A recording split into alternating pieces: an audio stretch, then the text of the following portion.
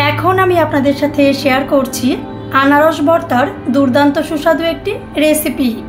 ঠিক একই রকমভাবে দুর্দান্ত সুস্বাদু করে আনারস ভর্তা করে নেওয়ার জন্য কোনো প্রকার স্কিপ না করে সম্পূর্ণ ভিডিওটি আমার সাথে থেকে দেখে নিন।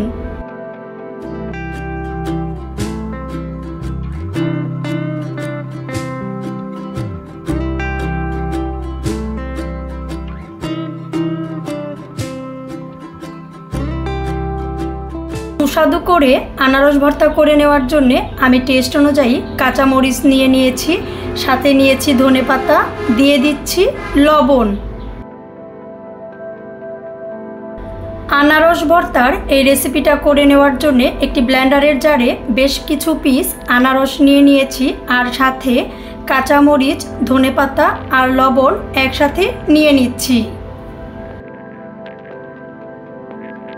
সমস্ত কিছু একত্র করে নেওয়ার পর খুব ভালো করে ব্লেন্ডার করে নিব। আনারস ভর্তার রেসিপিটা শেয়ার করার জন্য একটি বাটিতে পিস করে নেওয়া আনারসগুলো নিয়ে নিয়েছি। এর সাথে দিয়ে দিচ্ছি লেবুর রস। লেবুর রস কিন্তু অবশ্যই দিতেই হবে, না হলে কিন্তু আনারস ভর্তার পারফেক্ট টেস্টটা পাওয়া যাবে না।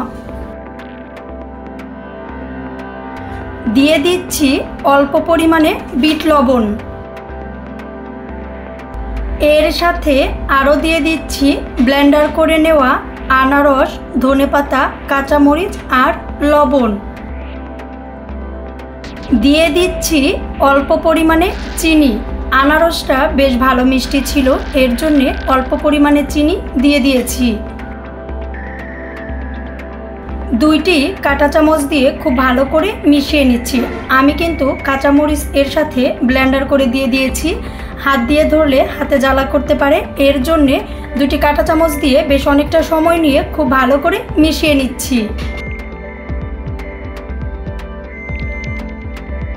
একই রকমভাবে আনারস ভর্তা করে খেয়ে দেখবেন।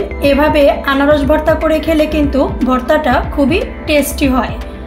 আনারস ভর্তার এই ভিডিওটি দেখে কেমন লেগেছে অবশ্যই কমেন্টস করে জানিয়ে দিবেন। ভালো লাগলে লাইক করবেন, শেয়ার করবেন এবং অবশ্যই সাবস্ক্রাইব করে আমাদের চ্যানেলের সাথেই থাকবেন।